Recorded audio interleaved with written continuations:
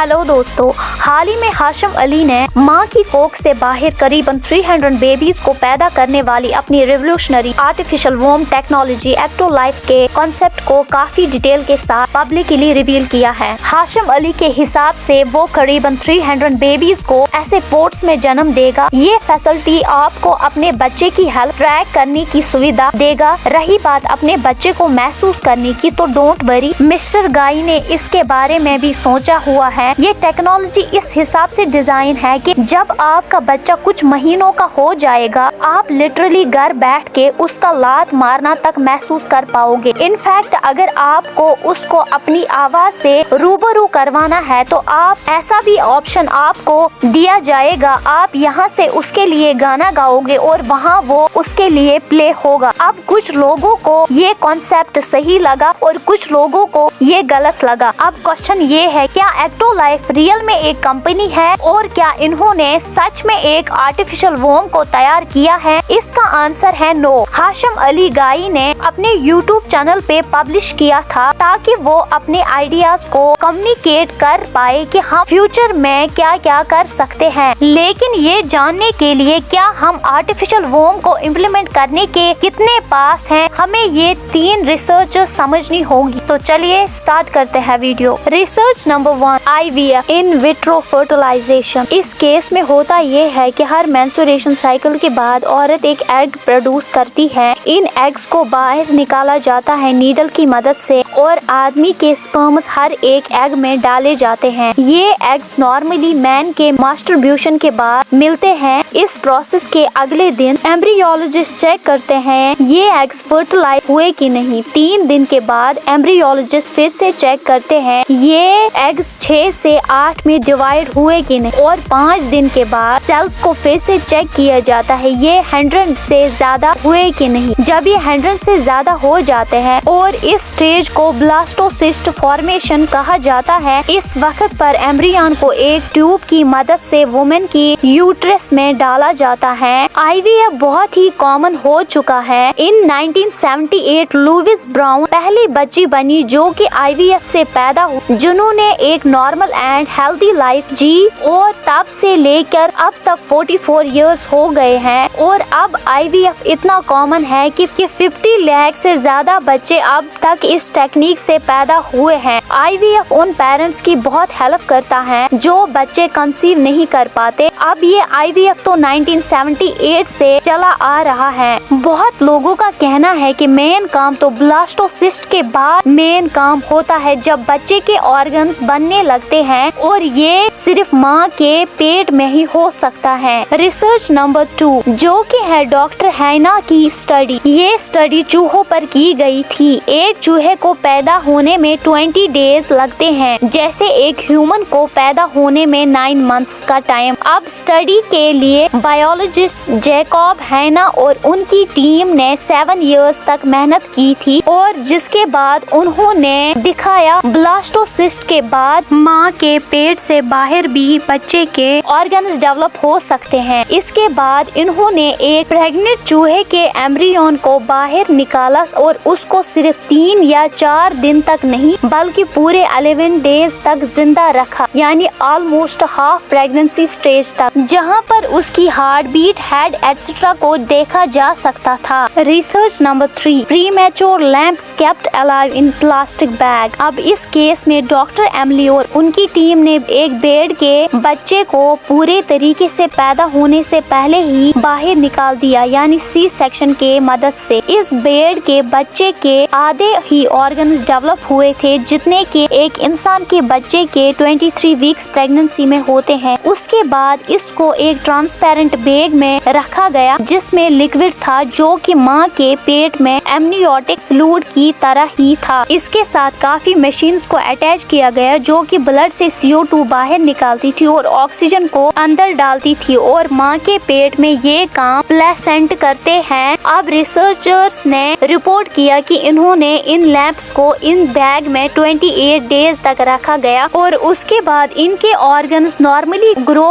होते रहे जैसे कि एक माँ के पेट में होते हैं। इस एक्सपेरिमेंट के बाद इन लैंप्स को मार दिया गया ताकि इनके ऑर्गन्स को रिसर्चर्स स्टडी कर पाए। अब ये एक्सपेरिमेंट इन इनह्यूमन लगता है कि जानवरों के साथ ऐसा क्यों किया, लेकिन रिसर्चर का ये कहना है ये एक्सपेरिमेंट बहुत लोगों की मदद करेगा। रिसर्चर्स कहते हैं अगर कोई बच्चा प्रीमेच्योरली पैदा होता है यानी 39 वीक्स अपने माँ के पेट में रहने के बजाय अगर वो 23 वीक के बाद बाहर आ जाता है तो उसके ऑर्गन्स प्रॉपरली डेवलप नहीं हुए होते हैं और इस वजह से 100 में से 50 प्रीमेच्योर बच्चों की डेथ हो जाती है। रिसर्चर्स का मानना है अगर इन प्रीमेच्योर बच्चों को इन आर्टिफिशियल वोम्स में रखा जाए तो उनके ऑर्गन डेवलप हो सकते हैं जैसे कि लंग्स वगैरह और इनके बचने के चांसेस बहुत ज्यादा हैं। तो क्या इसका मतलब ये है कि हम आर्टिफिशियल वोम में बच्चे पैदा कर सकते हैं? तो इसका आंसर है नो। तो इसके 2 रीजंस हैं। अभी तक डॉक्टर हाइना की चूहे वाली रिसर्च ह्यूमन पर नहीं की गई और ना लैब वाली स्टडी ह्यूमंस पर की गई है। इसका एक रीजन ये भी है कि गवर्नमेंट